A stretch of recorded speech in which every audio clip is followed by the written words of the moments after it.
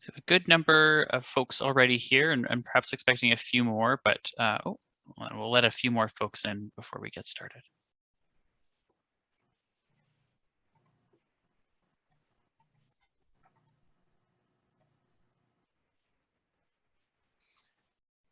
Okay, good evening, everyone, and thank you so much for taking the time out of your evening to join us for the public launch of the King Township Village Urban Design Guidelines Review Project. My name is Matt Rodriguez. I work with the company WSP.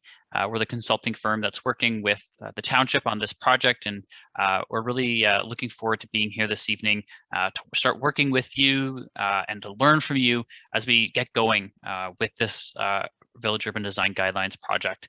I think we've hit a good critical mass here. I will note that we have a number of Kristen Harrisons joining us today. So if you're able to change your name, just so we know who's who, that would be welcome as we get started. Just to provide a brief overview of today's session and what we'll go over, we'll do some introductions. We'll provide a brief overview presentation to really set the stage. We're here today talking specifically about Schomberg, but this project isn't just about Schomberg, it's about all of the villages.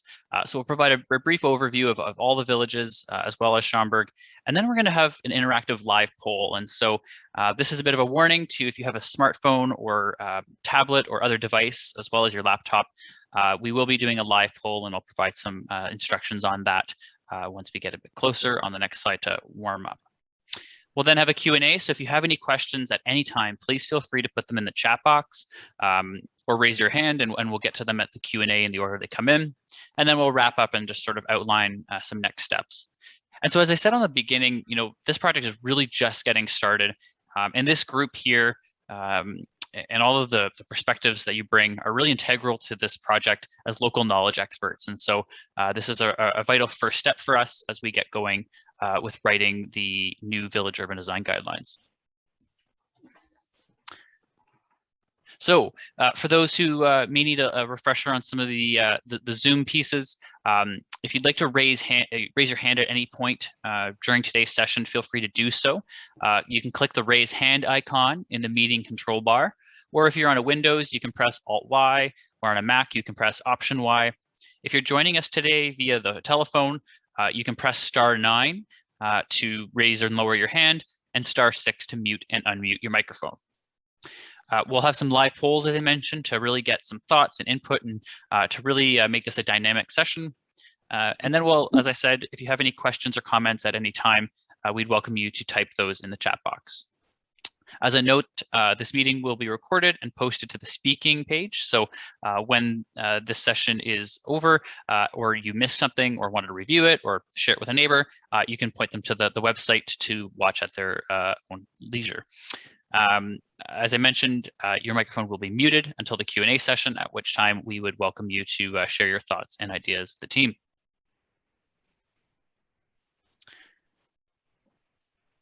Okay, and so we've had a few people join us, and so I'll give everyone a second to settle in. But we are going to be using a live poll during today's session in order to get some feedback from you. And so to do so, there's two ways to join. The first option is that you can visit www.menti.com. The web link is on your screen, and enter the code 79611468. If you have a smartphone, you can take a picture of the code on your screen with the camera, and it'll take you right there. And so this is secure. You don't need to log in or make an account, and it's an anonymous polling. So your name or any contact information is just no association with any name or contact information, and you don't even have to provide it as part of using the tool. So we'd welcome you to get set up, and I'll give everyone a few seconds to get oriented there. And if you have any troubleshooting questions, please feel free to pop them in the chat. And while we wait, I'll just attempt to copy the link into the chat.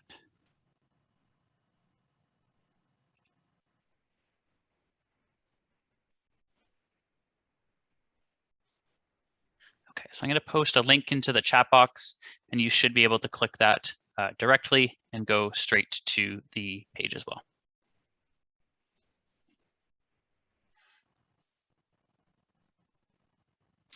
Okay, so hopefully everyone's getting in okay, and if there's any concerns, as I said, please drop them in the chat box and I'll do my best to help troubleshoot.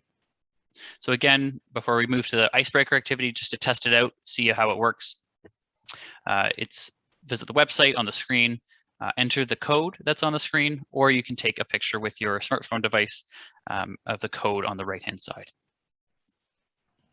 Matt? Yes. Yeah, it's Linda Jessup. I'm not very good at this kind of thing, but I just clicked on the www, nothing's happening. Oh, the link that's in the chat? Yeah, so I think give us a second when I go to the next slide, it might open up the polling. Okay. And so I think to the question in the chat box, that'll rectify itself as soon as I go to the next slide. Okay, so just to kick it off, and hopefully this is working for folks. The first question, we just want to know where you're coming in from. So which village you live in. So King City, Schomberg, Nobleton, maybe it's another area of King Township, or if you're coming to us from outside of the township. And so to the question in the chat box, hopefully you're now able to see the poll. So as expected, a majority coming to us from Schomberg. Welcome.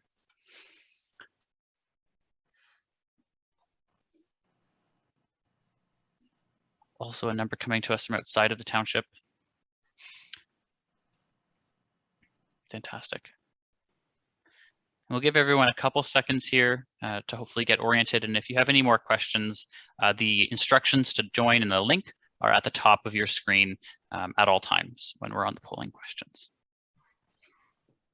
Hello. Hi there.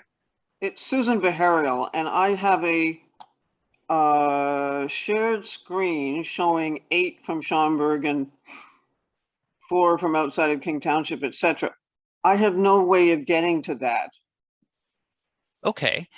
Were you able to, or do you have a smartphone device? No. If I did, that would be fine. No, and I can't even get to out of the webinar to get to the internet. How do I do that without closing it all down? I think you press the escape key. You might be able to minimize that window and then go to your web browser, and then you can you should be able to participate there. Oh, exit full screen. Okay. And if anyone else is having any trouble, Thank we'd you. also welcome you to use the chat box to type in your responses. Thank you. Okay. So going to move on to the next question here. Thanks for everyone so much for your input. Lots of a few more answers coming in here. So as expected, a number of folks joining us from Schomberg this evening, and welcome. Yeah, Matt, just to go back, it might be good through the session as we get more residents online, just to remind them that if for some reason there's an issue with getting the information on some of the targeted kind of questions, that there is that chat. We're happy to receive questions or even comments through that. We're trying to harvest as much of the information as we possibly can. So there are different ways to be involved if you find that you're a little bit thwarted with some of these things, because there are always glitches in some of the technology. So. Thanks, John. Okay, so one more question, and then we'll pass the mic over to John to dive into our presentation. So we just want to understand who's in the room today. So if we were in a school gym or something, we might have like stickers on the wall and everyone would go to a corner. But we just want to know if you're a resident, maybe a landowner, a developer, a consultant representing someone, an agency or organization, or you're a local business owner.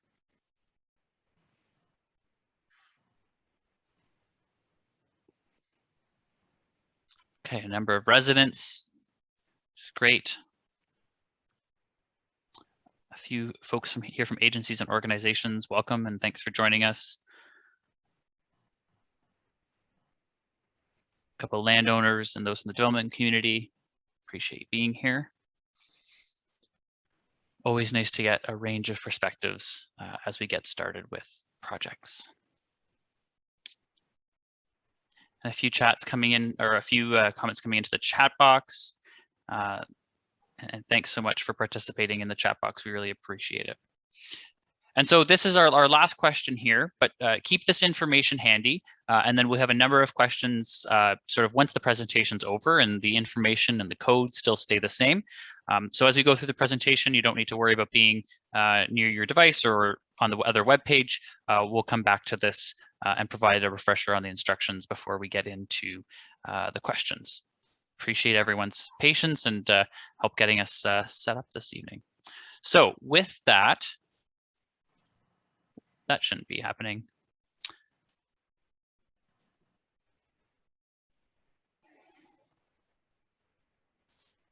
Bear with me 1 second.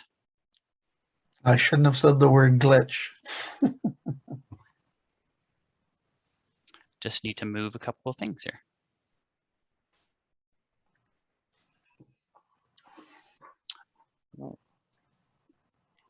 With that, I will pass it over to my colleague, John, to introduce himself and to Kristen Harrison of the Township to provide a few opening remarks. Kristen, why don't you go ahead from the Township?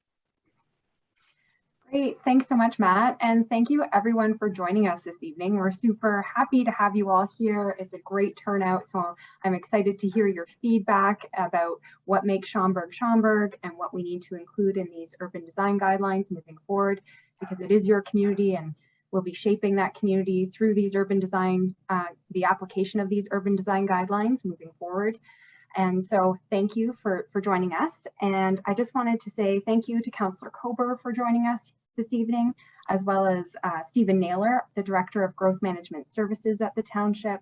We also have Colin Pang from the Township's Planning Department, as well as Amy Artinian Wong from our Economic Development team. So thank you so much everyone for joining us and for being here and providing your input into this project. I'll turn it over to John. Good evening, everyone. Yeah, thank you for spending your, well, the next 2 hours with us. I really appreciate the turnout. I was told from a lot of my colleagues at WSP that Schomberg and King Township always has a good turnout, and it's absolutely true so far. And we keep getting a few more coming in. So my name is John Tassiopoulos. I'm the senior urban designer and a project manager for this project. I'm with WSP, and we're really looking forward to getting your feedback this evening, and you know, hopefully answer some questions and hopefully maybe answer a few questions about what urban design is, if there are some general questions out there. I'll pass it over to Matt. Okay, thanks, John. Just queuing up the back half of the presentation here, so just bear with me 1 second. All right, now we're good to go.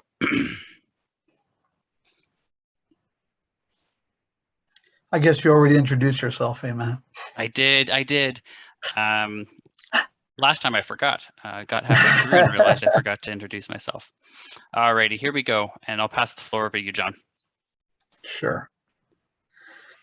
So as many of you may or may not know, depending on whether you've been going on to speaking or on the King Township website in general, the township has undertaken the reviews of its urban design guidelines in each of the 3 villages of King City, Nobleton, and of course Schomberg.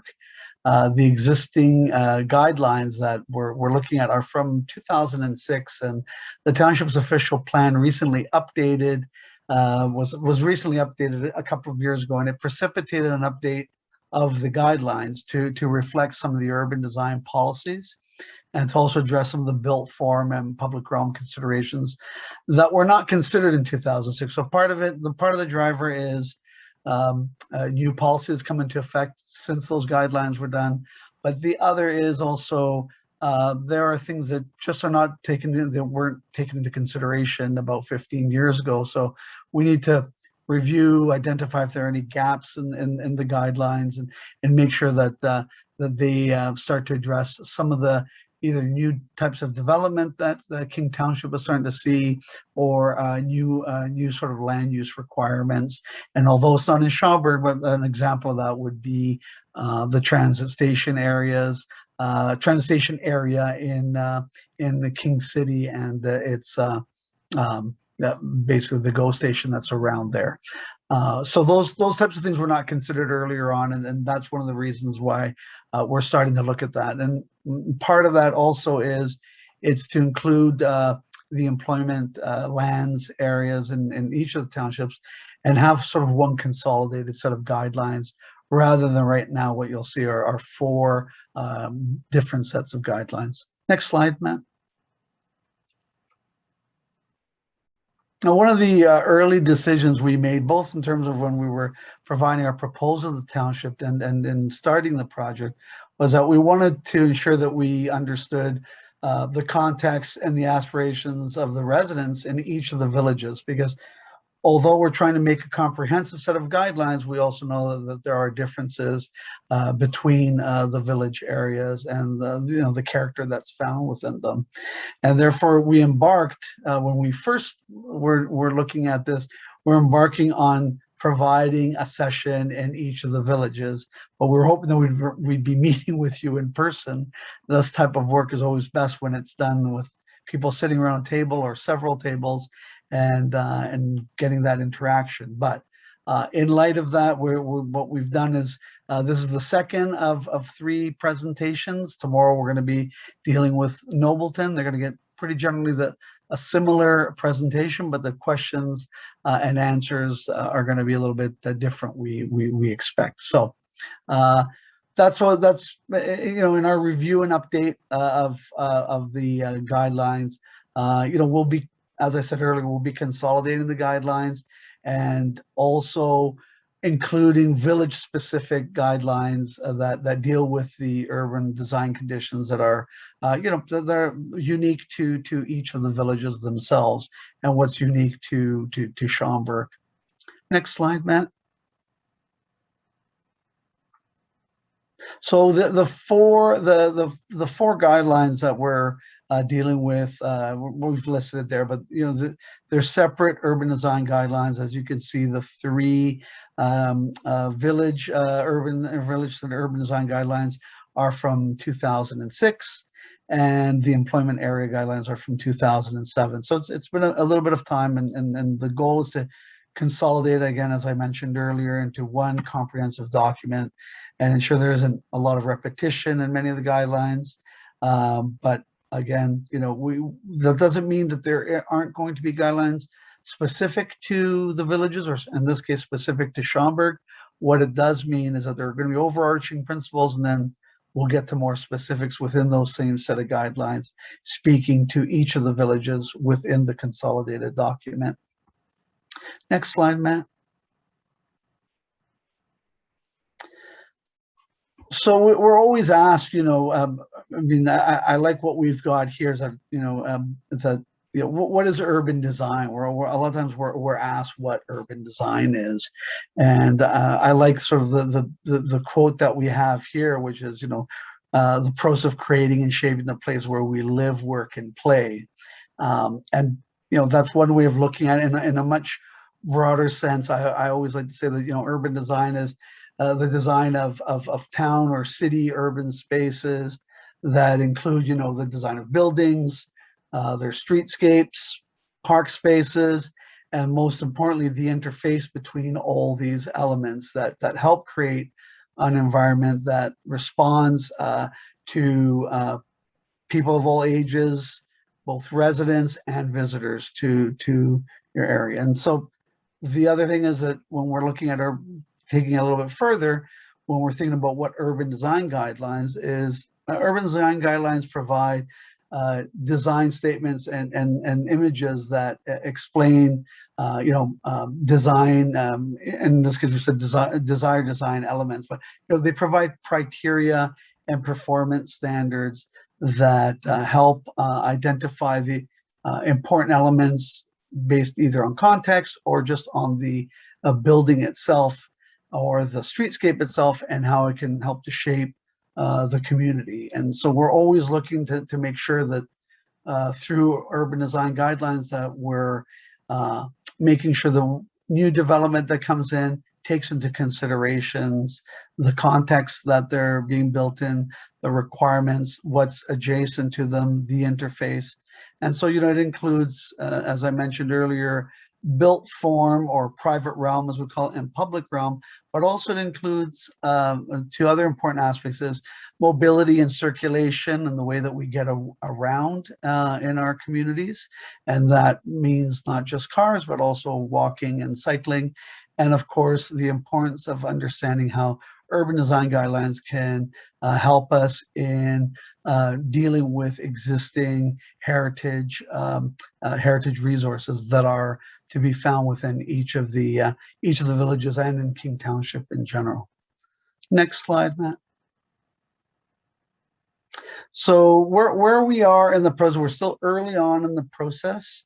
We are obviously in the first phase, and following this open house and the other that will, one that happened last week and the other that will take place tomorrow, we'll be concluding our background review and finalize the discussion paper that is currently, it has been posted on the RKing website, and on the speaking website.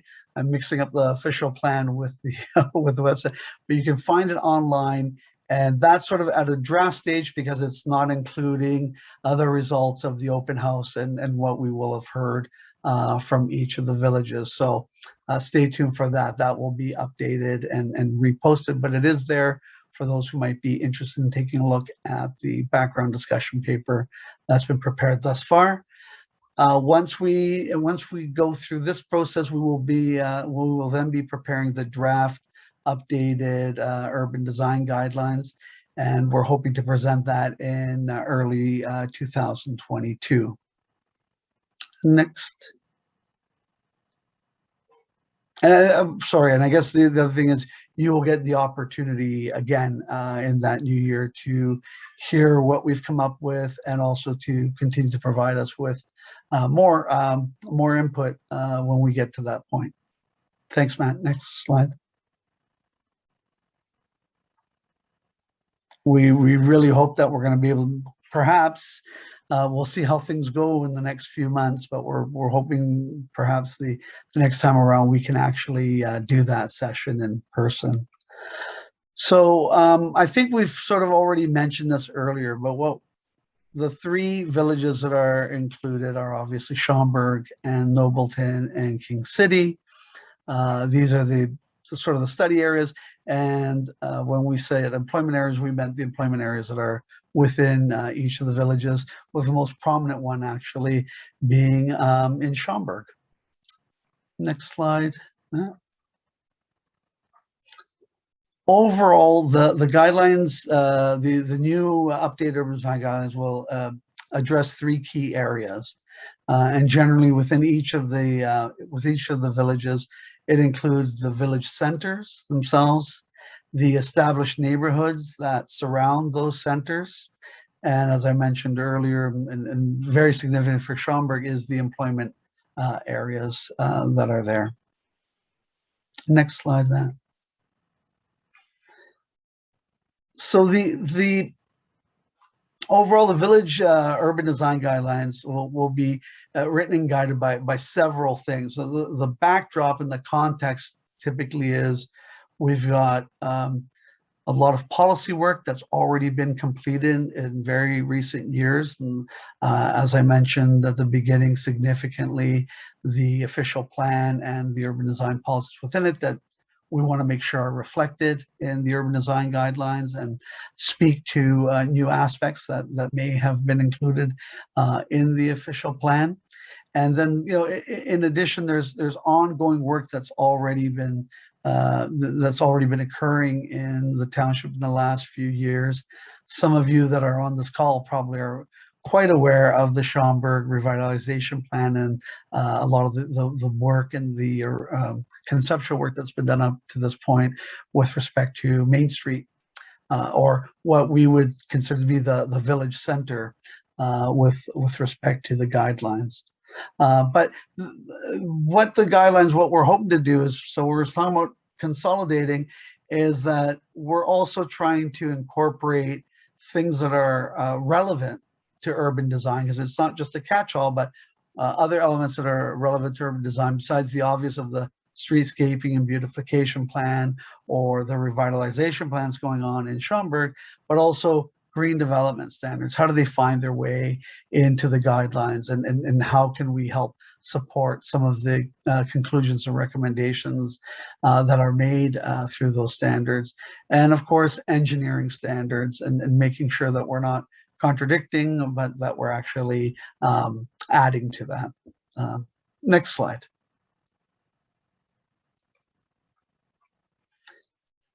So I mentioned that our King, the official plan, was adopted in September 2019, and the importance of the guidelines being updated. This was one of the aspects was that there's a strong suggestion how the accommodation of growth will occur, and where appropriate intensification will occur within the township overall.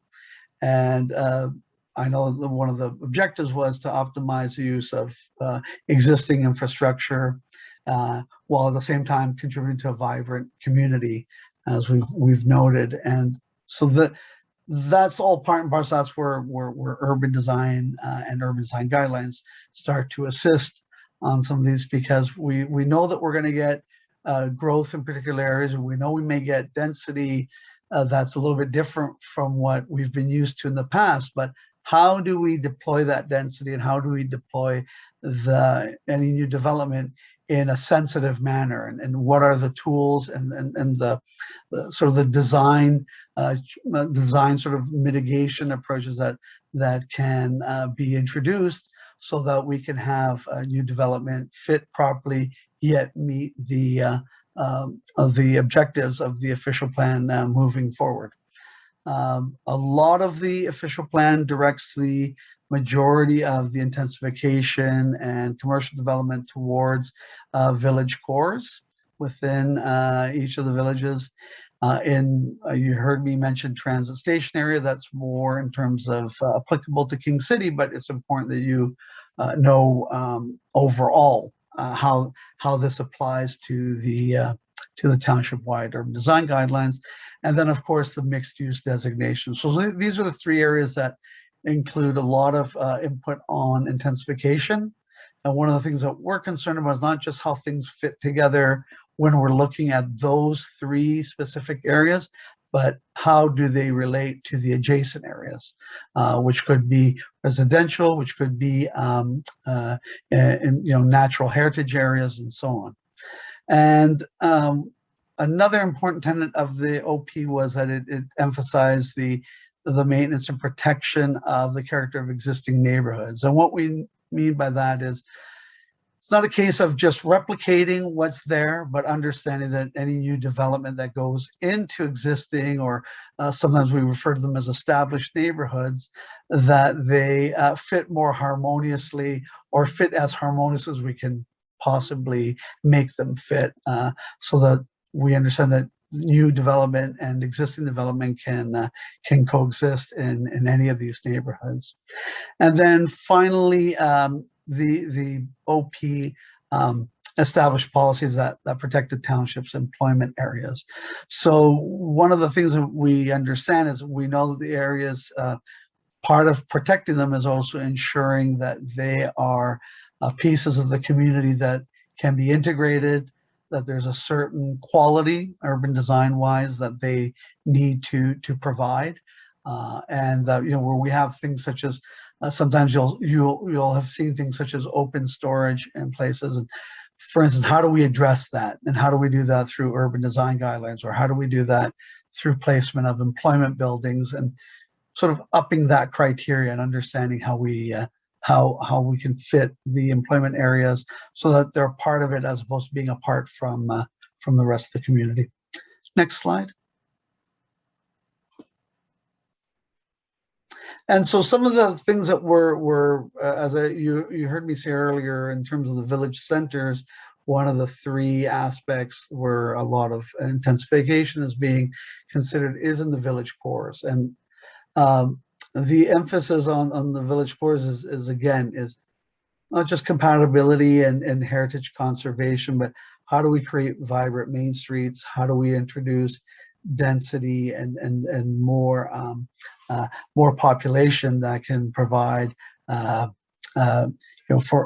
lack of a better term, sometimes we always say, how many people do we know? We need to attract a certain number of people that are there, as opposed to just relying on visitors. But how do you also accommodate people so that you can get a population that's already serving an existing village, and how can you increase that density without creating a problem with built form and how that built form is experienced in the community.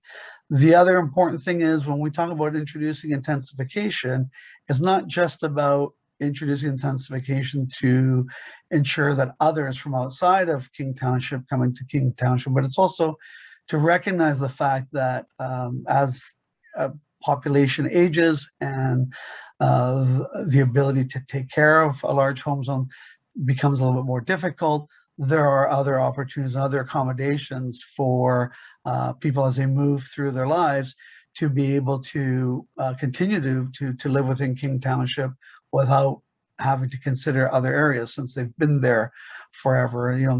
Some of you may have heard of the term of aging in place, and that's what that really means, is the ability to, from the time when you're a young family till the time you're a senior, that you have the ability to actually continue to stay in your community, and that there are ways that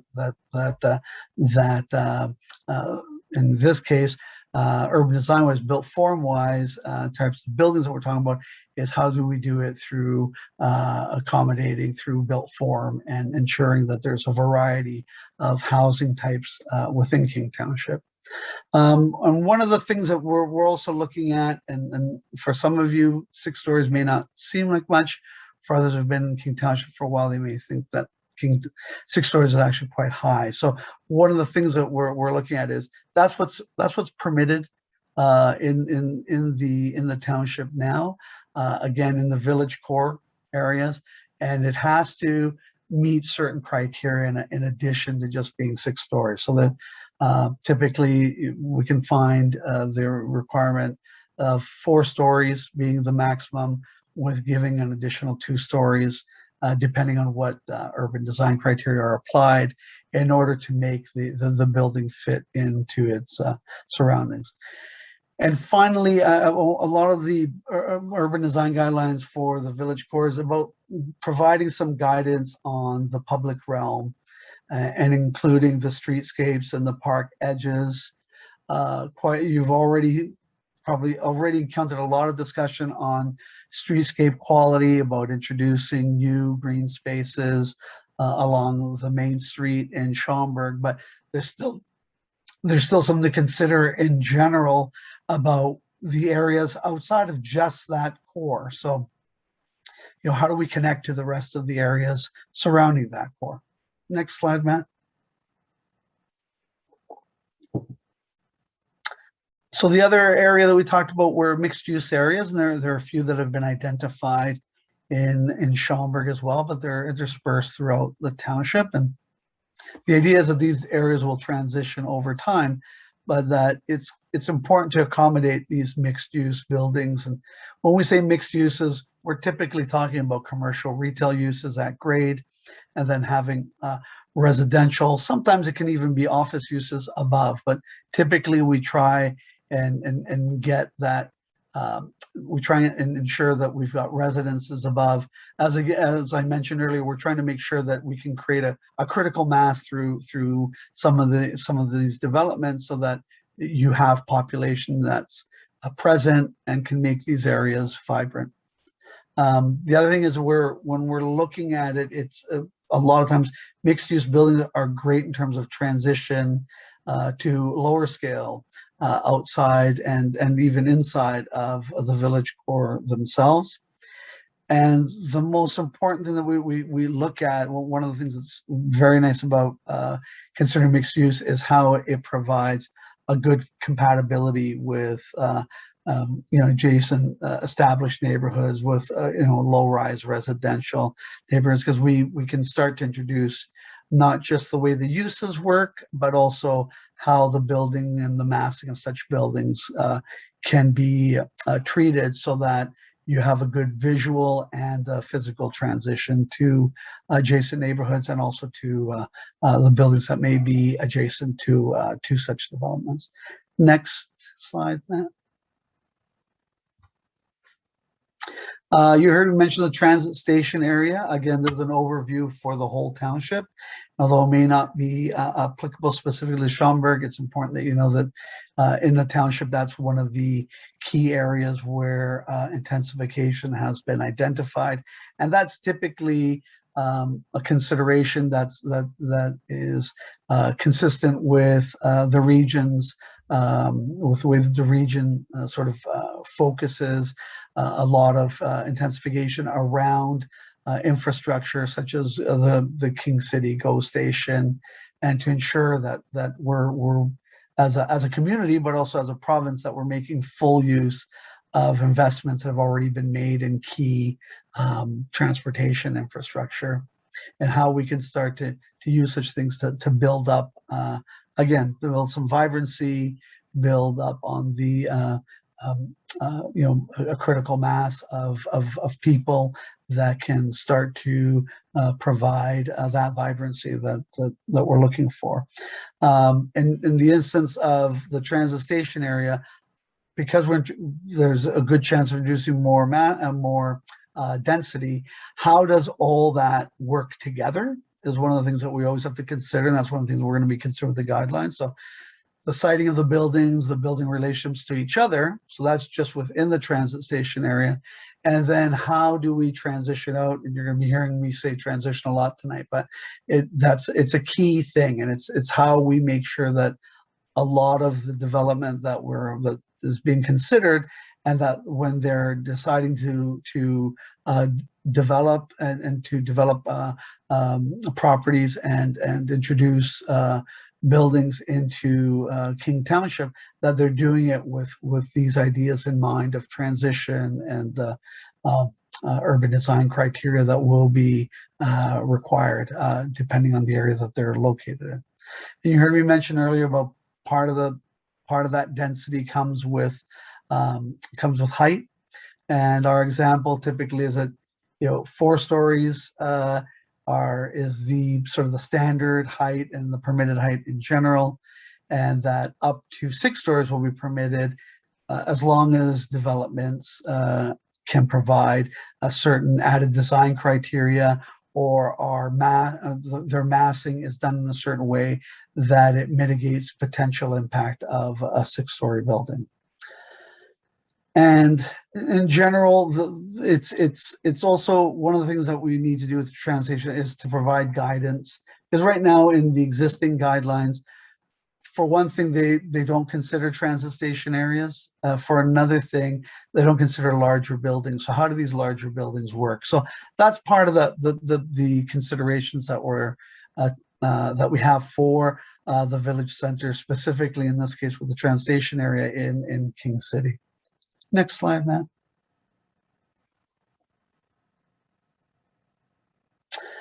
So one of the key considerations was with respect to established neighborhoods.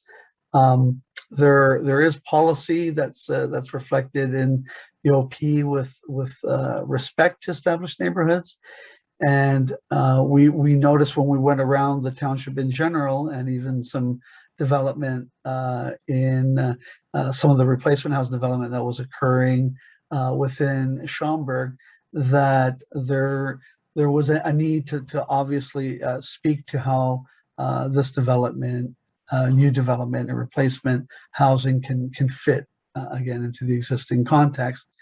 When we talk about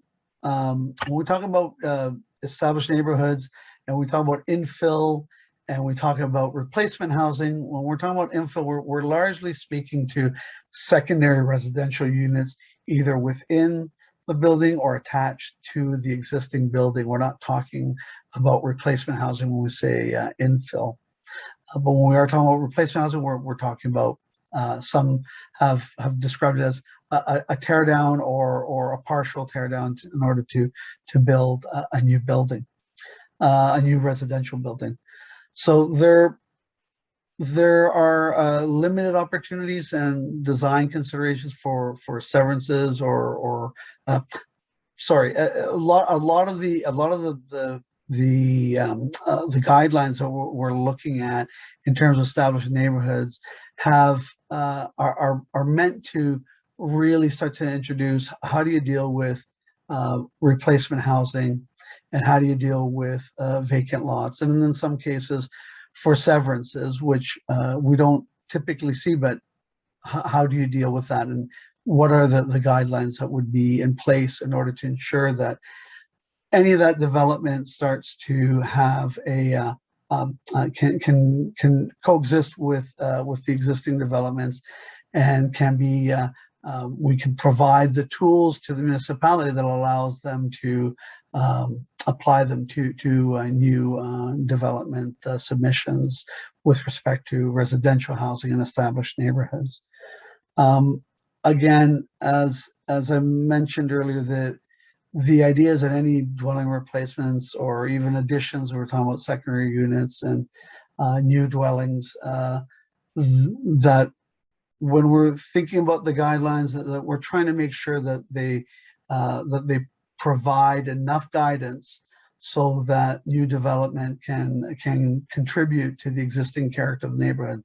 That doesn't mean identical, but it does mean that it fits as much as we possibly can through a variety of requirements, whether that be through materials, whether that be through setbacks, whether that be through roof styles, and so on. And so we can start to introduce some of those guidelines that provide some guidance to those who find themselves in a position where they can develop the property and build a new home, that they have they're aware of the requirements, and the municipality, in this case the township, has the ability to know what they should be looking for, and know the requirements that they should be putting forward to the applicant. And then finally, the other important thing that we've taken into consideration is the strong desire to maintain mature and large vegetation. And sometimes what we do notice in some of the established neighborhoods, there are obviously trees that have been that are almost of a historical nature, or may indeed be of a historical nature, depending on whether they've somehow been designated. But typically, we like to ensure that if there is mature, that we provide some guidance on how replacement housing could potentially, mitigate or not injure a lot of that, and to provide some strong considerations of how to address and yet have a development take place on the property wherever that's possible. Next slide, Matt.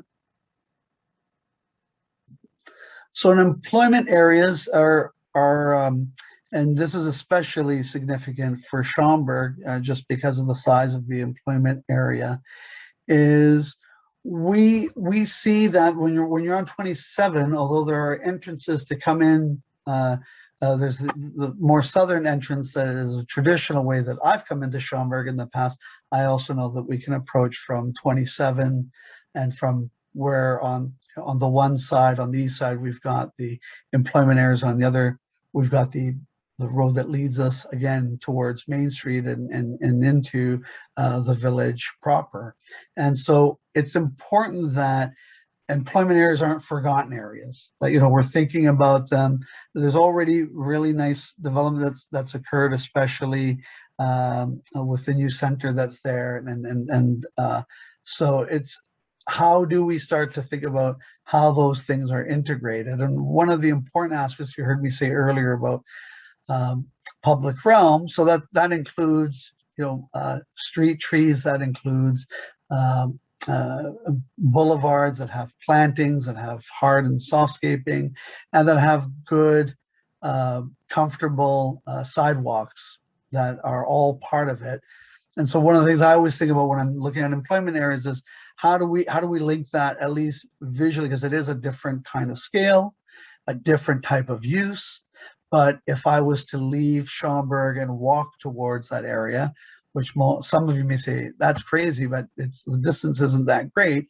How do I ensure that if I'm going to walk there, that it's actually a walk that's pleasant? It's actually a walk that leads me to this area, and it's connected. So it's very important to think about how this area not only gets integrated better, but how it also provides sort of that it provides that gateway that leads you into one of the entrances into Schomberg.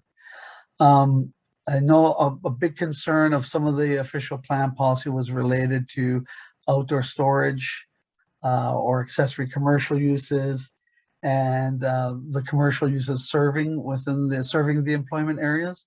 And so a lot of times when we have them, when we're looking at we're looking at how do the buildings fit in, and how, what are the appropriate ways they can be oriented, what are the appropriate ways that they can be sited within a block so that they screen a lot of these areas. So that's sort of some key things that we'll be looking at in the guidelines. There's already great stuff in the existing guidelines, but there are probably some enhancements and some adjustments that we can make to further embellish and enhance them. And you notice me say about gateway, and part of the reason is there's this need and a desire to establish this as a more prestige employment area, and enhancing again, not just the private realm or the built form that's being considered, but also the private realm itself. And these are important considerations, because when we're thinking about guidelines, we're not just thinking about how things are being used right now or how we get to places right now, but how will we do that in the future, and how do we ensure that we have different ways of getting to these areas into the future. And one of them is improving that public realm. I can see that I've been trying to look at the screen, but at the same time I've been seeing questions pop up here and there. And before I go further, I don't know how much more we have further to go, Matt, but before we go further, it might be a good opportunity to perhaps answer some of the questions, Matt. Yeah, I think we only have a couple of slides left. Certainly wanted to perhaps get through some of the questions before the interactive activity. So maybe we can take a brief pause and give John a brief break from the presentation. And lots of great discussion in the chat box. I really appreciate all of this input, and this is exactly why we wanted to have these sessions. So just going to so one of the first comments, a comment here that needing to maintain the uniqueness of the three villages while within a unified document, and that's certainly a principle of this project as we prepare the guidelines. Some agreement about the individuality of some of the villages being something that's really important, and certainly something that is on our radar. So while it will be a consolidated document, there is that opportunity to make sure there are those tailored guidelines for each village. Yeah. Do you want to add there anything, John?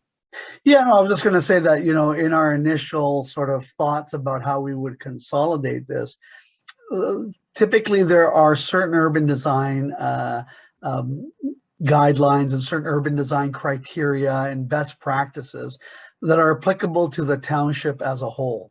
And I don't want anybody to be put off that they're called urban design guidelines. As I mentioned, urban design is about it's towns and cities and villages.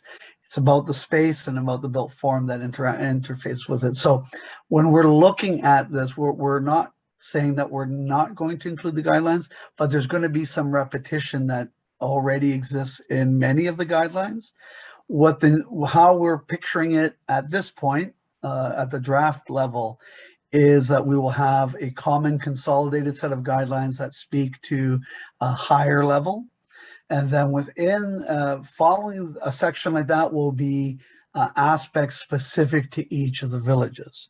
So there'll be guidelines that are specific to Schomberg. There'll be guidelines that are specific to King City. There'll be guidelines that are specific to Nobleton.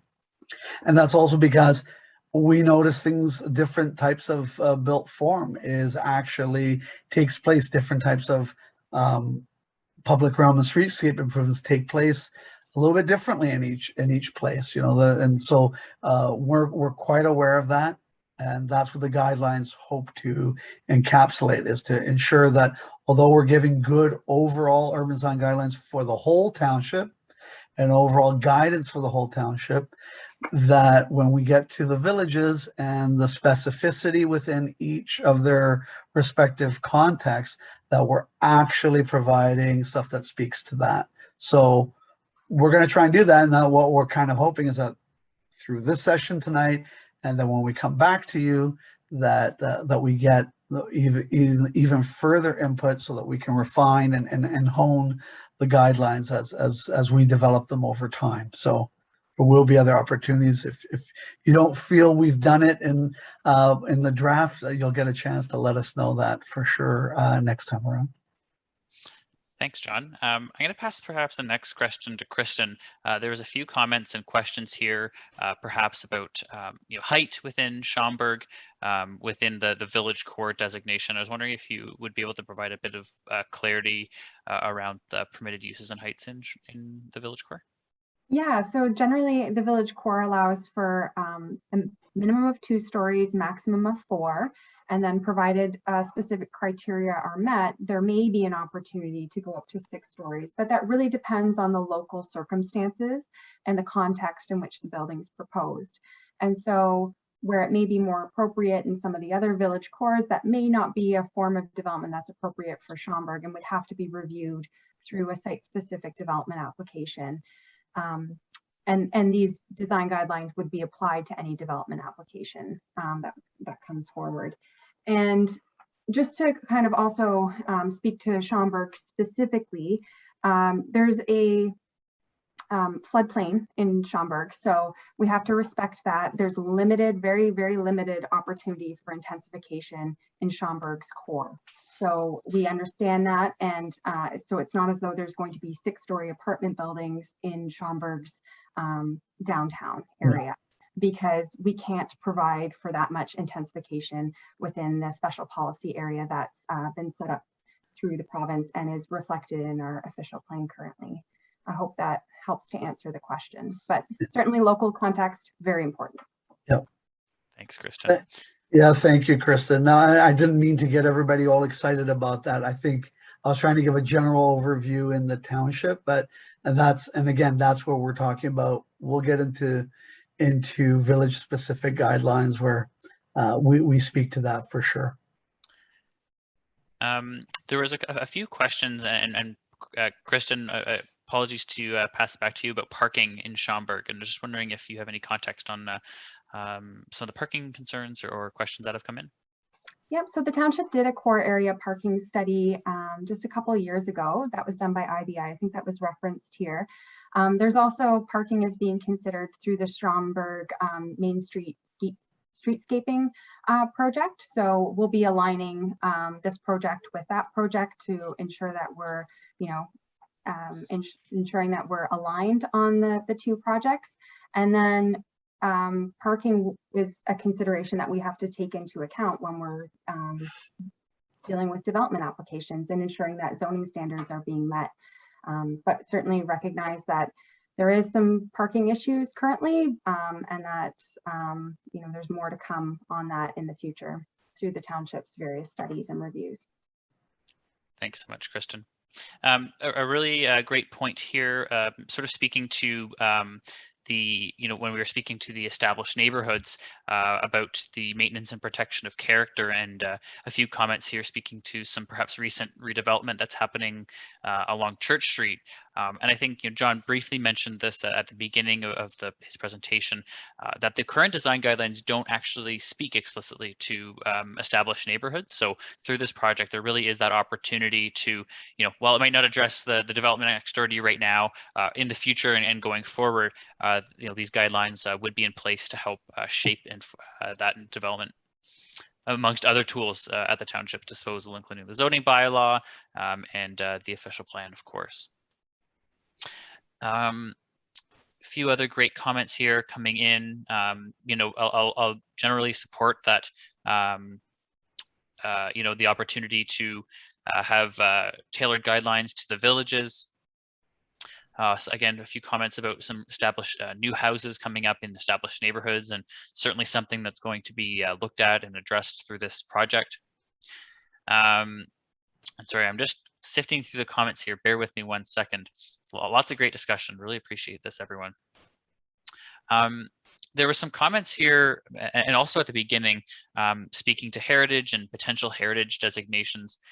Again, Kristen, I don't know if this is anything that you might be able to shed any light on. Certainly can try. I know our heritage coordinator is also on the call this evening, but just to mention that at one point the township did pursue a heritage conservation district for the hamlet of Kettleby, but ultimately that was never put into force. So that one did not proceed, and I don't believe that we've actually proceeded forward with anything for Schomberg to date as in terms of a heritage conservation district. I know there's a number of properties on Main Street with heritage value for sure, and some of them would be designated, some of them would be listed, and that offers protection for those buildings, but it's not currently a heritage conservation district itself. Thanks so much, Kristen. A great comment here, you know, speaking to wanting to see more provisions for active transportation instead of parking spaces in town, and making it more comfortable to, you know, to walk and get around, and to use sort of the full extent of parking. Perhaps not on Main Street, and certainly something that's being looked at through the streetscaping work that's happening in Schomberg, and certainly something that the design guidelines can speak to as well. So just looking here, yeah, lots of great discussion coming here. Again, I think there's been a second follow-up on what's permitted on Main Street, and Kristen might correct me if I'm wrong here, but I believe on the village core, so along that sort of core of Main Street, a single detached dwelling is not a permitted use in the village core designation. So you typically wouldn't see a modern home or sort of a monster home that was mentioned earlier. Am I right on that, Kristen? Yeah, so existing single detached residential units are permitted to continue to exist, but new single detached dwellings are not permitted in the village cores. So it's just existing ones that are permitted currently. Great. And sorry, just to add to that, certainly somebody who has an existing home would be able to renovate and repair that home. Thanks, Kristen. Perhaps field one more question and then go to the interactive activity, and we can come back to questions, but we definitely want to get through the activity. I guess just a question about a redevelopment or a development project at the west end of Schomberg on Church that's perhaps partially in the floodplain. How is that being considered? Kristen, I'm just curious if you have any insight on that. Sorry, Matt, I was reading some other comments no worries. when you were. Repeat that one. Which one was that? So going forward, there's a development in the works at the west end of Schomberg on Church Street that it would partially be in the floodplain. Just curious how it's being considered. I'm not sure the specifics on that one. We can certainly look into that one, but there are permissions because it is a special policy area. There are permissions to allow for buildings to be, you know, renovated, repaired, and reused for other purposes, provided they're not used for sensitive land uses, things like a daycare or emergency services like our fire department or where they're vulnerable populations. So no seniors housing would be, or seniors specific housing would be put within the floodplain. But certainly other uses are continued to allow for the village to exist and to thrive. So there's special policies put in place that were approved by the province with respect to the floodplain in Schomberg. Much appreciated. Thank you, Kristen. a really good comment here. Just speaking about, very well put. Guidelines, don't have the same perhaps teeth as zoning or official plan policy, but are certainly part of the toolkit that township staff use when reviewing development applications, and are really allow for that discussion between developers and the development community or property owners as they work through the process of shaping their development and going forward. So while they may not have the same teeth, they certainly play an important role and are an important toolkit for the township. So yeah, it's important. It's important to keep in mind that guidelines are exactly that, but their purpose is not only to provide tools to those who are reviewing applications, but to provide to the builder, developer, resident, the expectations that the township has with respect to new development or with respect to proposed buildings within the community. So it's important to consistently do that and to update them and to ensure that we've got, that we're dealing with current best practices, because it's not just King Township that's doing this. Other jurisdictions all over the GTA and Southern Ontario have a lot of design guidelines in place because they want to be clear on what their design expectations, and that doesn't mean exactly how you're going to build it, but that there's an indication of some standards by which they want any new development to adhere to, in addition to zoning.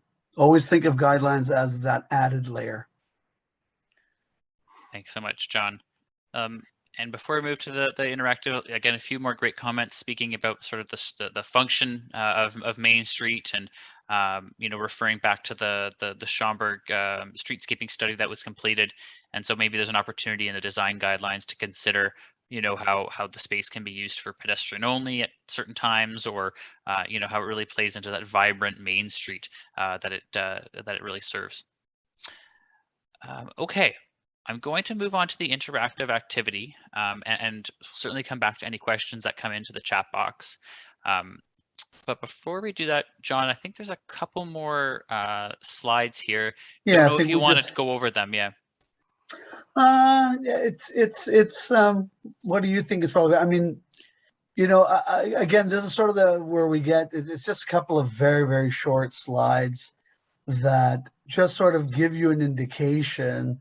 You heard me talk about village core earlier, about established neighborhoods, about the mixed use areas, about the employment areas. And in Schomberg's case, it gives you quite a clear idea of what areas we're talking about. And going back to the floodplain, you can sort of see that hatched area over that Main Street and over the core that indicates exactly that. And although we haven't included on the legend here, it sort of gives you that impression. But one of the important aspects, to the visitor, to those when we're walking through through the employment areas, besides the established neighborhoods and the historical qualities of them, is most people outside of Schomberg know Schomberg for that core and for the experience that's along there. The idea of it being this pedestrian scaled Main Street. And I noticed some people were talking about, why do we have parking and so on? Why can't we get rid of some of that parking? There's a lot of work that's already been done, and I'm not going to step on toes or revisit the great work that's already been done with respect to the Main Street revitalization and the plan, the streetscape plan for it, which those of you who will read the discussion paper will know that I think it's we tend to feel that those are very good recommendations, and the work that's been done is very is of high quality, and it's something that we would incorporate when we're talking about some of the village specific requirements, and take some of our cues from that. We do understand that the village core is a unique mix. We did see some of the heritage homes. We did visit some of the small businesses when we were there as well. COVID's done a real number in the sense that I remember it being a little bit more vibrant than when we walked through there, but at least there were still places to visit. There's still people making improvements to their facades and so on. So all that stuff was heartening to see. And then finally, I mean, when we go outside of the Schomberg proper and we cross the 27, we start seeing the employment areas, and the employment areas has sort of a mixed bag of things going on, and there are lots of good new buildings that have been put in place. I think a lot of, in the Schomberg context, a lot of what I was thinking about is how do we introduce elements that mitigate some of the, I noticed somebody called truck dumps. I think I know the location they're talking about. So one of the things would, one of the things would be, as, and I think somebody else mentioned, some of these things are permitted, and quite often they can be permitted. Where we like to tweak things is to say, fine, it's permitted, but here's also the set of guidelines that you have to consider in the approval for a new development and for the use that it's going to have. So quite often, if we know that we have outdoor storage, there's a different requirement, whereas if everything is happening internally, which you can sort of see in that lower right hand side, where we have one of the images of one of the newer buildings that's there. And they're different animals. They're on the same street, but they're a different animal. And so one of the things that we would start to look at is looking at the employment guidelines that are in place, and some of the, because there are mitigative measures already in some of the guidelines, and seeing if there's difficulty in applying them. Because quite often you can ask for certain things, but if they don't make sense, or if they're difficult to implement, then you don't end up getting it. So we're going to be looking at a lot of those most obvious things where it's obviously outdoor storage, where we need to find what are the mitigative tools that we can present to, again, to the township and to its residents, and what are the expectations that we can point out without hindering economic development in the town. But at the same time, these are employment areas after all. But we want to make sure that a lot of areas are highly exposed, because one of the reasons why some of these areas are highly exposed is the lot next to them hasn't been developed, or the block in this case next to them hasn't been developed. So you don't get that added sort of screening that happens, or that added layer that starts to mitigate some of those views. But there are lots of tools that we can use in order to make sure that we make this as pleasant as we possibly can. There's never perfection, but the idea is to understand. For instance, we know that Highway 27, is the face of the two different major sides, more of the residential side, and then we've got the employment side. Well, we still would want to make sure that the way that development, even though it might be backing onto 27 in this instance, how do those edges work, and what kind of recommendations can we make that sort of you experience at a different speed because you're in your car, but even if you were walking towards there and walking that route that takes you, I'm surprised, Matt, we don't have the image of the center here as well, just to sort of show that, just sort of get a sense of, if I can you just trace, Matt, if we go along the main street, then cut across to come into the employment area. So the idea is that, of course, what we really want to see is along the uses and the activities and the things that are happening on that main street. But I always like to think of these things as, I'm hoping that some people that are in Schomberg actually will work in the employment areas of Schomberg. And so how do you create the conditions by which someone doesn't immediately jump into their car, because it's not just uneventful, but it might not be the most pleasant way to get there. And so when we talk about streetscape quality, improving streetscape quality, and there already is actually, when you go along that loop that leads you into that curve that leads you into the employment areas. I notice there's already landscaping that's been done, waiting for a lot of the development to come. So that there is sort of that sense that how do we again provide the tools and the expectations and the aspirational parts that start to connect these things and make sense of, if you're a pedestrian moving through, if you're even a cyclist moving through, how do I get over to those employment areas, or over to the rink that's there, or the other recreational uses that are there. I know traditionally we're all used to driving to these places, but we've got to get to the point where we're thinking about it in more than just that. And as you can see, a lot of the mixed use that are identified in this particular map, we're showing it again along 27. So how do we also support that? The emphasis is on the village center, on the village core, but at the same time, there are other aspects that are also occurring, even if they are more highway related uses. How do we integrate these things that if you're a pedestrian, you can actually move through all of Schomberg, not just particular parts. And I think that's probably it. I mean, there was a comment earlier about the types of built form, and although we only have one of the side image of that great new building that's on the main street that I think is now completed, that's more of the sort of density and the uses that I think fit in really well, and it's still of a scale that isn't overwhelming in any way.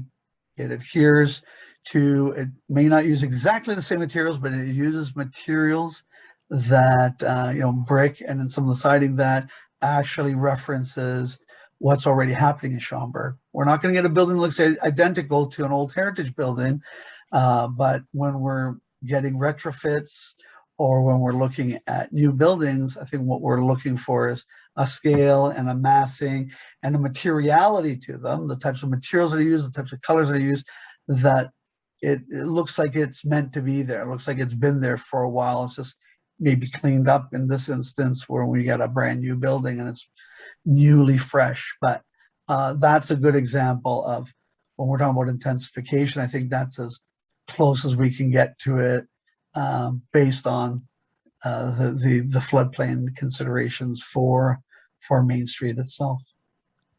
Thanks, John. And so before we jump, lots of great questions and comments coming into the chat box, and we will get to those. I do promise. We did want to just sort of walk through a few more of those interactive activities just to get some specific feedback from those that have been able to join us. So for those who were not here when we got started, the first activity is on the screen, and I'll copy the link right now into the chat box. And if you follow the link on your screen, or in the chat box rather, the information is also on your screen. You can participate in our live polling, and but don't worry if for some reason you are unable to access it or you don't have access. You can just type your responses in the chat box. And so our first question, we just want to know, like off the top, when you think about what you value or like most about Schomberg, what are 3 words that come to mind? And so lots of great responses already coming in. Neighborhood friendly, walkability, historic, walking community, rural, quaint. And so if you're able to type in responses, they'll come up on the screen, and if you type in a response that's already been added, the word will just get even larger. And again, if you're having any trouble accessing it, the link is in the chat box, or the website and code are at the top of the screen. If you don't have access to that, you can type in the chat box just the response to the question that you see on the screen. So lots of great comments coming in here. Historic, quaint, community, Main Street Christmas. I did tell Kristen that we were coming back for Christmas, so looks like a great event. Small, dog friendly, definitely can pick up on the sense of community. So in the chat box, rural, quaint, family friendly, and walkable, unique, strong community, historic. Lots of great responses. Thank you so much, everyone.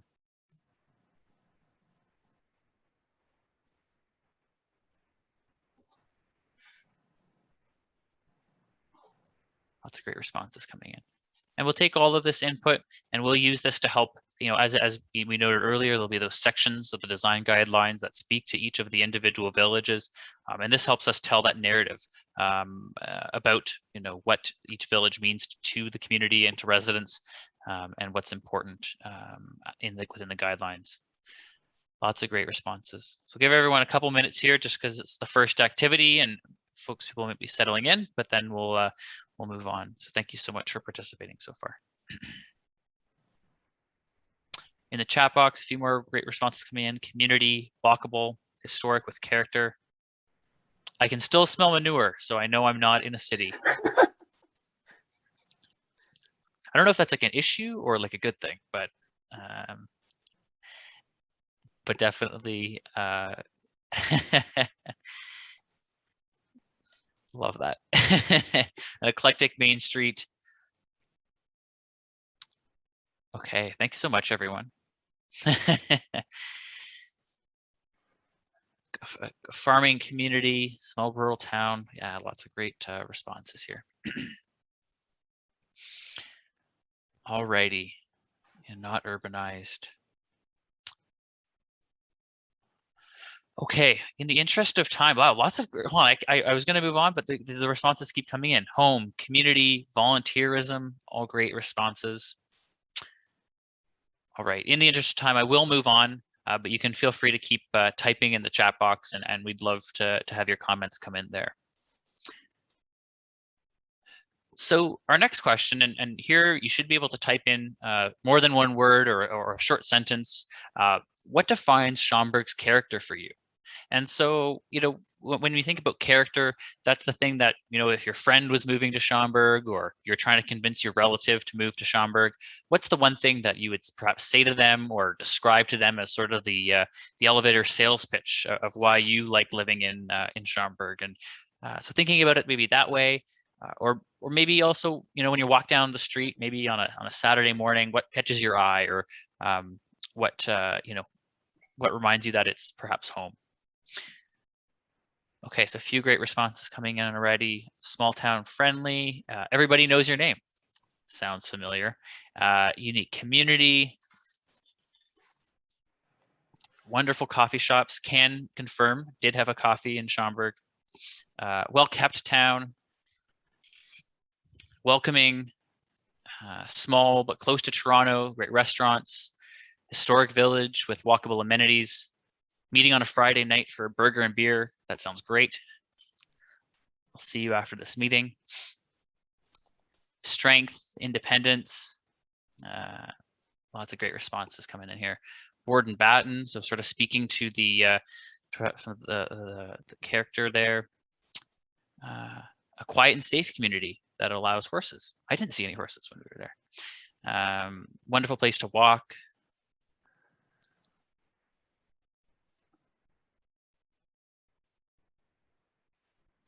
So lots of great responses. Friendly, uniformity and style, historic homes, local merchants.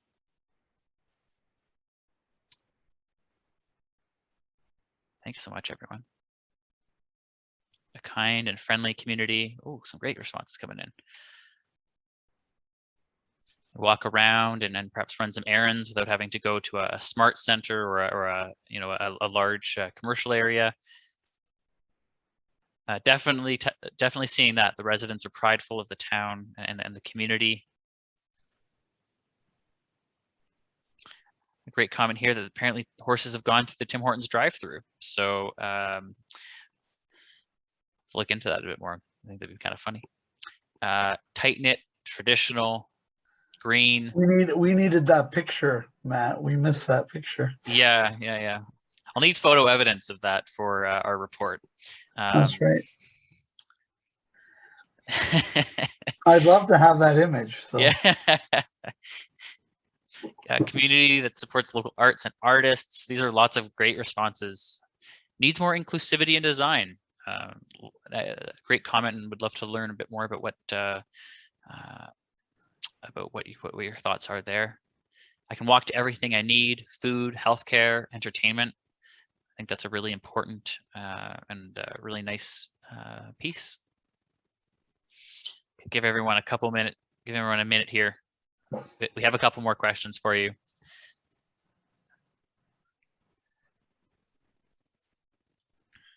All righty. Thank you so much, everyone, so far. All right, perfect. People are already giving us sources to find the horses. So we'll get to the bottom of this we'll get to the Oh bottom. no, we of know where this. there are horses. I Yeah. just wanted, I want the image of the horse going through Tim Hortons. That's Okay, we'll move on to the next activities. 1 second. Animated country close to the city. Schomberg Porch Life. That sounds like a great marketing slogan. that's All right. I am going to move on just in the interest of time because we do want to get back to some of those great questions that folks have been putting in the chat box. So, we've thought about, what defines it and perhaps what you like, but we'd also like to know, what would you like to see to enhance the building character and experience in Schomberg? So, from what you were able to tell us on the previous question, what would you like to see going forward, or as things change? What would help maybe augment the experience while retaining, those important values that folks highlighted in on the previous question. So our first response coming in here is maybe a mix of styles, but still cohesive. Wide walkable sidewalks, green and vibrant. And I'll maybe get off a question that was in the chat box a bit earlier. The township's preparing a climate change action plan, and that's under development this fall. And certainly once that's been prepared, we'll be considering that within these design guidelines, because certainly plays a role in design of buildings of the public realm, certainly plays a role in helping the township adapt to climate change. Sidewalk patios, certainly been a bit of a blessing in disguise this past year and a half of perhaps different ways of viewing how patios happen and maybe how that looks going into the future.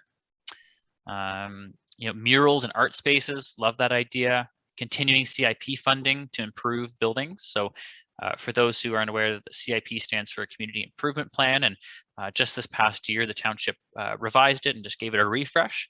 And so it helps private property owners improve buildings or improve facades or other elements of their buildings.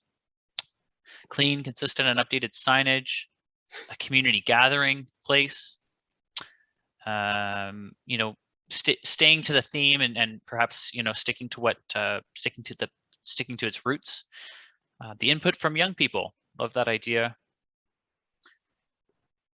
Trees on Main Street. That's something we noticed actually in all three villages is the opportunity, on some of these main streets to have trees to help, just sort of improve the public realm. Community hall, light and lampposts, outdoor gathering places, burying the hydro. You talk to any municipal engineer, that's always a challenging one to get over. But I appreciate it for what it's worth.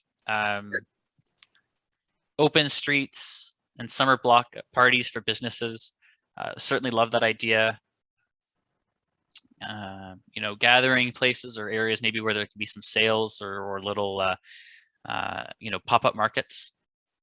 In the chat box here, less chrome and steel, thinking about going back to some original architecture, encouraging more unique shops.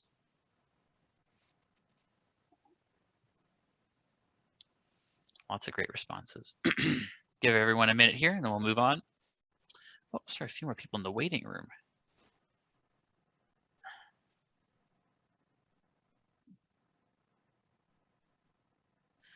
Comment here, residents don't want to perhaps change the fabric of the community. If we can invest in downtown and create a walkable village and enhance it as a place to go, for sure. Wayfinding that connects hidden spots around the area.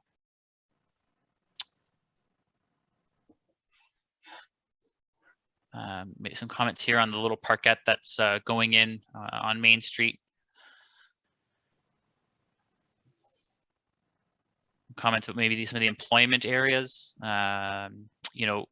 encouraging some fencing. And I think John briefly spoke about some of that earlier about how the employment areas interact with Highway 27. Someone in the chat box said adult swing set. Why not? Let's do it. Traffic calming on Main Street. It is interesting though with some of the patios and cars parked. Depending on the time of day you go, it effectively is traffic calmed by itself. So certainly be interesting to see as the streetscaping rolls out how that changes. Thanks so much everyone for these responses. It's really great and really just helps us get a frame of mind. Okay, I'm going to move on to the next question. We have a few more, and then I do promise to get to the question and answers. So we've kind of touched on this a little bit before, and there were some really great discussions about, cut-throughs or more efficient, paths of travel. But are there obstacles to walking and cycling in Schomberg that we should maybe know about? So, for example, maybe you live pretty close to downtown, as the crow flies, but maybe it's a 25-minute walk. So maybe there's an opportunity to improve that connection, or maybe you'd like to cycle places to complete some sort of short trips from home, or be able to cycle over to the commercial plaza over at Highway 27, for example, or the community center. So what are those obstacles? So a couple of responses coming in here in the chat box. Poor quality sidewalks on Main Street, and I do think that will get resolved through some of the upcoming streetscaping work in Schomberg, so perhaps stay tuned.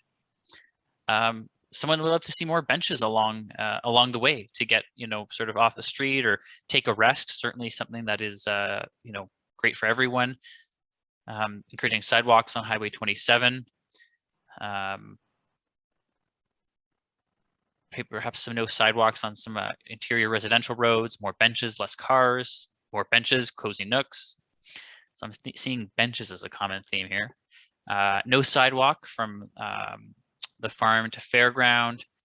And so while the design guidelines perhaps aren't going to dictate where a sidewalk gets built, we can encourage the township, encourage developers to help improve this pedestrian realm, or through future infrastructure projects consider what might need to be done to help improve the walking and cycling experience in Schomberg. John?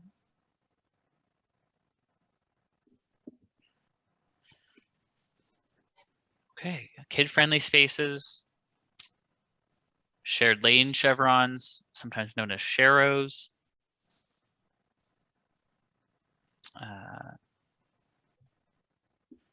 Few comments here about needing a sidewalk on Western from the school to the north end of Maine. Lots of great responses here, everyone.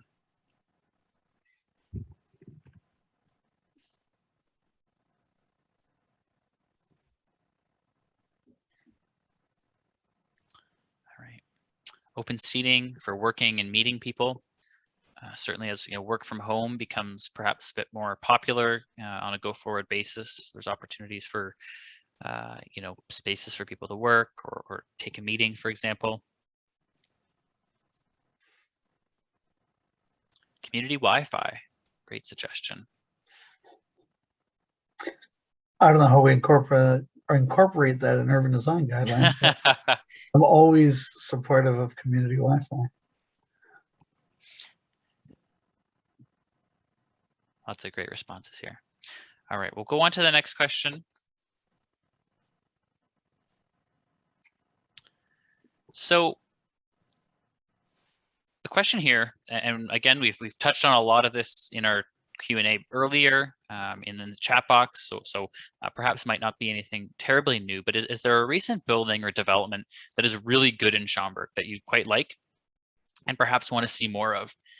I'll also expand this just for the purposes of this activity. If there's another building in King City or Nobleton that you like, again, just to help, for us to think about what are those buildings that maybe resonate well with people, that are a good precedent to look at in terms of writing design guidelines for future buildings.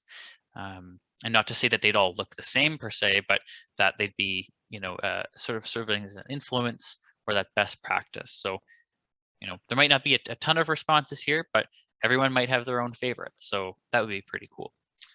give everyone a second here.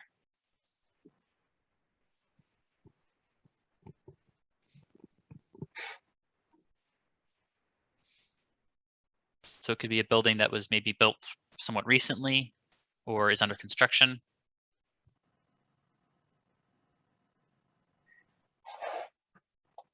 Yeah, so the first one in here just speaking to, yeah, so some of the new developments, you know, across from Craft. Certainly we had some photos of those on our slides there. It is nice to see some of the apartments coming into Schomberg. I think there was a comment in the chat box earlier about providing, you know, housing options for different demographics, different age ranges. Yeah, and so there's perhaps a question of clarification here in the chat box. Could be either business or residential, or both. Is there, you know, a house that you particularly like, or, you know, series of houses? The Tri-Sand Center, 84 Main Street, question mark. They did a nice reno, again with the Schomberg porch life. Love that. A new building on Main Street with residential and commercial, and certainly something that, you know, the township wants to encourage where possible, to, you know, both help address some of the housing issues and housing supply, and but also to, you know, help create a vibrant Main Street where folks are living downtown and you know, contributing to that activated and vibrant street. Okay, give everyone a minute here. But thank you so much, everyone, so far. Again, helps us frame the discussion. Tri-Sand Center would also like to see a pool. I don't think we can like design a pool here in this design guidelines, but I love the idea, and certainly something that, you know, all this feedback will be provided to the township, and certainly something we can, you know, can be considered. The new employment land building, you know, as far as commercial box buildings go, and I assume you're referring to the one that was in the picture that we had on our slide, and certainly was a, you know, one of the newer buildings in the employment lands, and is certainly a precedent that we can look to. A comment here that the new subdivision in Nobleton is great. You know, speaking to the location and some of the types of housing that is provided in the new subdivision. Perhaps pardon me, I just clear my throat here. It's my sign I've been talking too much. Perhaps speaking to the aesthetic of the new building at 215 Main, but maybe the height is a bit much, and certainly some guidance, you know, the opportunity for some guidelines there. Interesting. Alrighty, so I'm going to move on to the next question. I always forget if there's one or two more. There's no more. Okay, so there's a ton of really great questions and comments here in the chat box. So I'm going to quickly go to them, and we have about 25 minutes left. So and the time, we only need about 5 or 10 minutes at the end to just go over some next steps. So oh, go ahead. If I may too, Matt, I think we like hearing all the comments, but I think what's really, really helpful and what would be really good is we can focus some of the questions and so with respect to not just the built form that we're seeing in Schomberg and the township in general, but also the public realm aspect. As I said, public realm without using the jargon. We're talking about the streetscape, we're talking about sidewalks, we're talking about boulevards. Some of those things, and it's very interesting. I saw sidewalk a lot, and it's one of those balancing acts. Is like a lot of times that's part of the rural character, right? Culverts are part of the rural character. At the same time, we want to make sure that people can move around in their community. And how do we ensure if the sidewalk is going to be introduced, what are the components and the elements that make it a great sidewalk and should be a part of it? Because again, it's not just an indication for the developer or for a resident replacing a building, but it's also for the township to understand what are some good elements as they move forward, perhaps on other streetscape enhancements. what are the things that we're looking to include in these aspects. But again, going back to if we can just sort of focus it on that, because there are some things that, the guidelines just can't do. And some things are probably some better noted for other planning, public engagement sessions. But in this case, we're trying to hopefully focus and get information specifically with respect to built form, housing, new developments, and then and there are already comments about employment land, which is really great to see.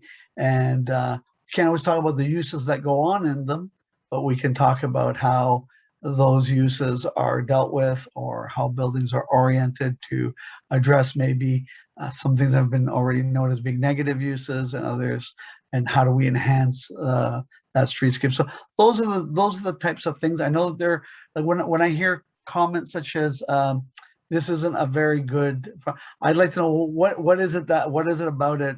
Is it just the aesthetics of it, or is it that there's something? Is it and what is too tall? Because everybody has a different idea of what too tall is. I was quite surprised to see 215, which I think is actually a really great building and fits in very well. I think the reason why it may feel too much to one of the residents that mentioned it was because of the way things are sited. The building next to it is set back, so it actually is more pronounced because of it. So there's a good example of how orienting and locating and siting buildings is really important to how we experience the streetscape. Because if we had another building right next to it, or if that building was pulled up to it, you wouldn't see that full 3 stories. You'd be experiencing that immediate building right next to you, as opposed to the building that's next to it. If I haven't confused everybody thoroughly right now, but it's how we experience streetscapes is very different. Height can't be perceived when you're right next to it. Height's usually perceived at a distance, or when it's really, really sticking out and you're from a vantage point where you can see it. So keep that in mind, I guess, is what I'm saying when we look at these things, because none of us have a bird's eye view, unless some of you can fly. It's typically where what we experience is what's at ground level, and that's why we would say, how do we improve the pedestrian quality and the pedestrian experience along these streets? Thanks, John. So I'm going back in time just a little bit here, and there's a few questions about transit and transportation. And while the design guidelines can't ask GO Transit to bring in a new route, or York Region Transit for that matter, there's certainly an opportunity through these guidelines to speak to, as John said, how you can walk to a transit stop, or making development a bit more conducive to the introduction of future transit services as well. There's a question here about how design guidelines are perhaps applied, and correctly stated here that it typically comes into play during the site planning process, and then those discussions between the township and those applying to do something that requires a building permit or a C of A application. Kristen, did you want to add something there? Yeah, I just wanted to also add to that, Matt, that the township often encourages, if there's any sort of zoning amendment necessary to support a development application, that we would ask for that site plan and zoning to come in at the same time, and that the urban design guideline review be done very early in the development review process. So that way, if something needs to change in terms of the zone provisions, or we need to be more prescriptive in the site-specific zoning amendment, then we can build that in to reflect the design elements that the review has dictated. And Kristen, while we have you, there was a question a bit ago speaking, and I'm a little less familiar with the Schomberg zoning bylaw and some of the nuance there, but there was a question about perhaps some of the different zones that apply in the established neighborhoods. And are you able to provide any, we're obviously not changing the zoning bylaw through this process, but perhaps just any insight on how the zoning bylaw addresses established neighborhoods in Schomberg? Yeah, so there was a lot of work done in 2016, 2017 on the urban areas of all King City, Nobleton, and Schomberg. And each neighborhood, and depending on what decade it was built in, has very unique characteristics. So we took a look at each of those neighborhoods, kind of grouped them together and looked at what types of zone provisions would be appropriate to capture what's going on in that neighborhood in a general way, but more tailored to that specific area or neighborhood. So things like if a garage projects in front of the house, we would capture that in the bylaw. You know, some areas houses are 2 stories, so we would look to have higher heights, and some areas are strictly bungalows. So again, just looking to make sure that the maximum zone height or side yard setbacks captured generally what was happening in each neighborhood. And so that's still in place, and this bylaw will not remove those zone provisions. This is another tool that we can use, the township can use through a site plan development review process to say, okay, we have these zone parameters, but also what design elements can we take a look at for this new dwelling to ensure that it's generally compatible in a number of different elements and ways within the neighborhood.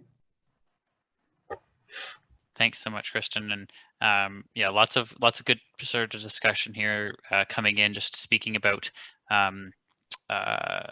you know, some of the established neighborhoods pieces, and I guess, you know, just to reassure everyone, we're not changing the zoning through this process, but rather just providing a bit more design guidance through that process. So as, you know, development applications come in, there is that opportunity and a bit more direction, both for the applicant and the person looking to do the build, and the township to help protect the established neighborhoods and address some of the, you know, the height and setback considerations as well. Tons of really great comments coming in here, everyone. And I do apologize if I do miss one. As John said, we'll summarize all of the feedback that we received today in the discussion paper. And so hopefully you'll be able to capture it in there. Again, there were some comments about, you know, shortcuts between, you know, residential streets. So something we can think about. Consistent wayfinding, you know, certainly something that can be spoken about at a high level in the design guidelines, and, you know, thinking about how people navigate the space. You know, speaking about, you know, being able to bike to the employment area or, you know, the community center. So lots of great connection areas there. And I'll also, if you have any other questions, feel free to pop them in the chat box. You know, speaking about the need for heritage and historical protections, encouraging more trees and green areas. Lots of great responses. So I'm just sifting through them. Matt, if we could for just 1 second, I know there was Please. a question earlier about a development application off of the extension of Rosalina Drive. Yes. I think it was referred to, and sorry, I was thinking of an application on Main Street. So Oh, I apologize. The response I provided was a little bit out of context. So yeah, so that went through a site-specific development application, and it was a plan of subdivision application and I believe a zoning bylaw amendment. So that application wouldn't be subject to these design guidelines that we're looking to craft. Those would be subject to design guidelines that are created through the subdivision review process. So each subdivision generally that the township deals with goes through its own, we develop its own set of urban design guidelines for that subdivision. So I just wanted to clarify. thanks so much, Kristen. Again, there's some comments here speaking to about, you know, redesigning streets to, you know, enforce slower speeds. So, you know, maybe narrowing streets in certain areas or tighter intersections or turning radiuses, you know, helps everyone slow down perhaps a little bit. Lots of great responses here speaking, you know, some of the apartments and the multi-dwellings need designated parking, and you know, the design guidelines can provide some guidance, for lack of a better word, for where that might be on a lot. So, you know, just to help, you know, help the design of a parking area. Okay, tons of.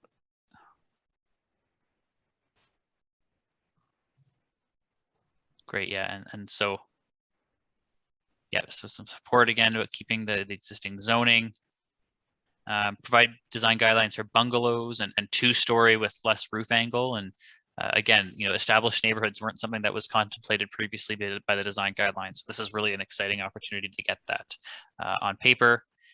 Consider built form versus usage and form-based codes to maintain and evolve established neighborhoods. And, you know, certainly something that, you know, there's an opportunity to look at in the future. And, to a degree, some of the things that Kristen mentioned earlier, is a bit form-based, in speaking to, height and setbacks.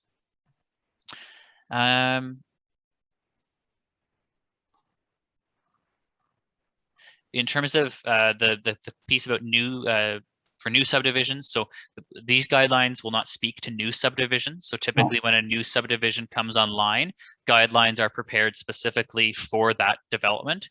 And there's a number of factors that play into that. And the township's official plan provides some guidance for that process as well. And so there's not perhaps a change in requirements. And Kristen, I don't know if you want to add anything there. Yeah, just to say that it's not as though we don't take into consideration the existing community and those design guidelines for new subdivisions. Those would certainly, the existing community would influence those design guidelines, but it's just that much more tailored to that specific neighborhood. And each house that comes in for a building permit needs to be stamped by a control architect to say that that house conforms with the standards that were developed for that specific subdivision, and that still take into consideration the design qualities that you would find in the existing community. Yeah. If that's, John, do you have anything to add there? Sorry. Yeah, no. It's important to remember that any new subdivision that comes into place that has these architectural design guidelines typically will refer to the parent document, which is what we're preparing or what we're updating, because they already exist. And you hope that they're doing that, and that's what they're being attested against at a very high level. But quite often the subdivisions will have a particular concept behind them, an idea behind them, and so they will have unique guidelines to themselves. That doesn't mean that they don't look at these. What it does mean, though, is that that's not part of a subdivision isn't part of the review that the township would conduct itself, specifically based on the guidelines that we're starting to produce. But they would have to be, whoever the control architect would be ensuring that anything that's being built in the subdivisions that have specific architectural design guidelines meet those guidelines, meet the spirit and intent of them. And so that's how that's addressed. I think when we're looking at built form in existing and established neighborhoods, that's where these would start to take some, there'd be some impact to that. So we're talking about either replacement housing or even infill housing, and how does that work? So there are policies in place, and then, as I said before, the guidelines provide that layer that hopefully the township can use, and also the applicant can use when they're going forward. Thanks, John. Another really great, I still have the interactive tool open, and a really nice comment came in here. Just, there's an opportunity, to speak to how there's opportunities for collaboration with Indigenous communities for, co-designing urban design elements, maybe parks, wayfinding, plaques, murals, certainly lots of heritage plaques in Schomberg, but maybe there's, other pieces of heritage that, there's an opportunity to highlight. Okay, so recognizing the time, John, maybe we'll go over just the next steps, and then with the remaining time left in the process, we can field any last questions. So just to outline sort of where we're headed, as we said earlier in the process, today is really the beginning of this process in getting these guidelines together. And so in the coming, sort of our next touch point where you'll hear from us is a presentation to Township Council. And so we haven't picked a date for that just yet, but we'll be looking to schedule that meeting and present that discussion paper to them. And following that meeting, we'll then finalize the discussion paper, which if you haven't had a chance to read, I believe Kristen put a link in the chat box earlier to the speaking page, and the web address is on your screen right now. And we'll finalize that paper and then summarize all of this really fantastic input that we received. As we speak, our team is preparing the draft village urban design guidelines, and so that work is underway to get that work started and sort of get that base for us to start plugging in that input and all those really important things that need to change. And so we'll be working through that process really closely with the township in the coming months. And then early in 2022, you can expect to hear from us again. And we'll be presenting in a similar open house, and the format is perhaps TBD, but presenting those draft guidelines, and we'd love to get your feedback and comments on those at that time. So as I mentioned, the speaking page is really your central repository for all things to do with this project and where the latest updates will be. So if you're ever wondering where we're at, this website is updated on a regular basis and is a great place. If your neighbor or a friend wants to learn more, you can direct them there. You can learn about the project. You can subscribe to receive project updates, watch our meeting recordings. So all meetings will be recorded there, and receive meeting notifications. And so Kristen just popped a really handy link into the chat box here, and you can actually register for email updates. So whenever there's a new document posted or an upcoming meeting, you can register for an upcoming meeting. So I think that's it for next steps. I hope that paints a picture of where we're at in the process and what's to come. Our final slide, and we'll hold it here for any questions, does have Kristen's contact information. So if you did have any questions or follow-up after this meeting, you're welcome to contact Kristen. Phone and email is on the screen with anything that comes in. So I'll look to the chat box just for any final questions here. Some really good comments about how new subdivisions are being built and how they maybe align with the existing neighborhood.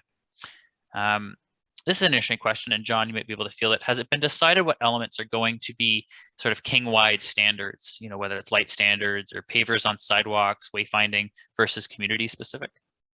No, I don't think we've done that, and that starts to really drill down into the minutia of a lot of this. But there may be some high level where we indicate what should be consistent, and we haven't decided that yet. And what should be obviously a differentiator. I mean, you see that quite often when we're dealing with village cores, where there might be a common element that all of the villages share, but then there could be differences in terms of light standards with banners, light standards, and it could be streetscape qualities, landscape improvements. I mean, as I said, in the sense of Schomberg is a little bit different, that you've already, there's already the work that's been undertaken on the main street.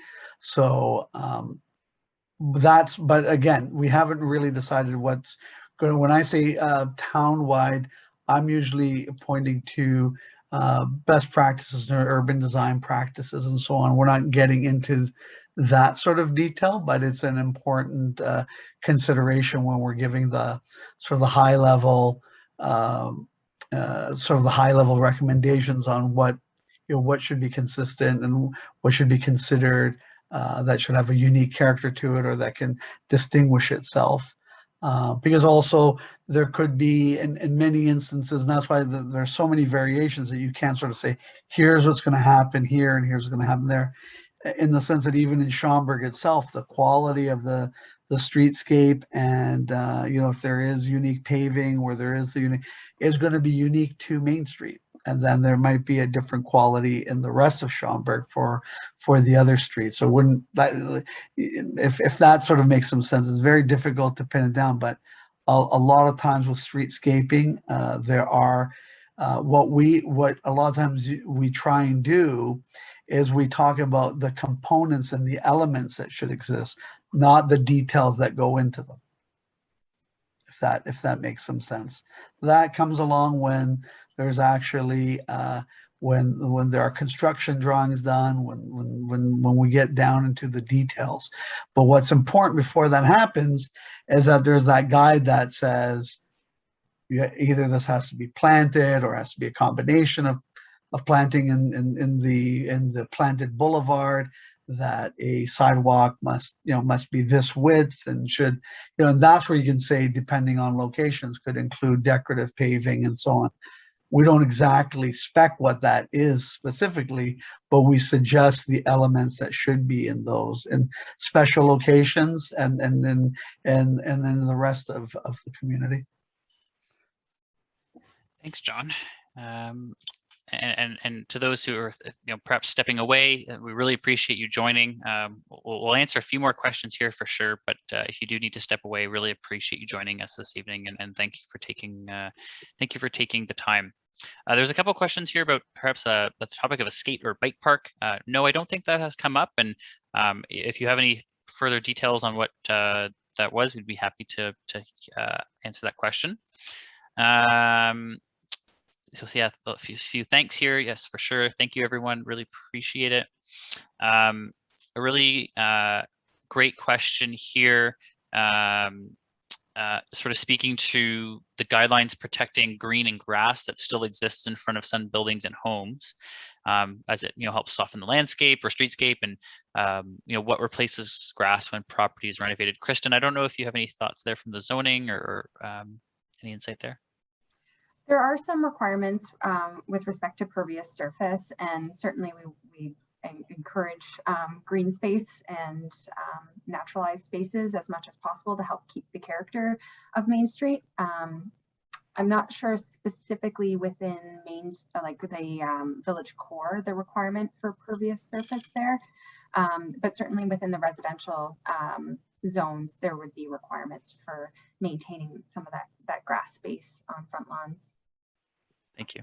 And just while I have the floor, I just wanted to say thank you everyone so much for all of your participation tonight. This is wonderful. We've got so much information, and I have to say Schomberg never disappoints, right? You guys always contribute so much whenever we have an open forum. So I really just wanted to say how much I appreciate all of the comments and all the context that you're providing for us to help build these design guidelines. So thank you. Yeah, really. It helps make our life easier too, as consultants. We can say, this is what we heard. Thank you, everyone. And I'm not seeing any other big questions, a few more comments coming in, but we'll wrap up for this evening. And thank you again so much for taking the time, and we'll be in touch in the coming weeks.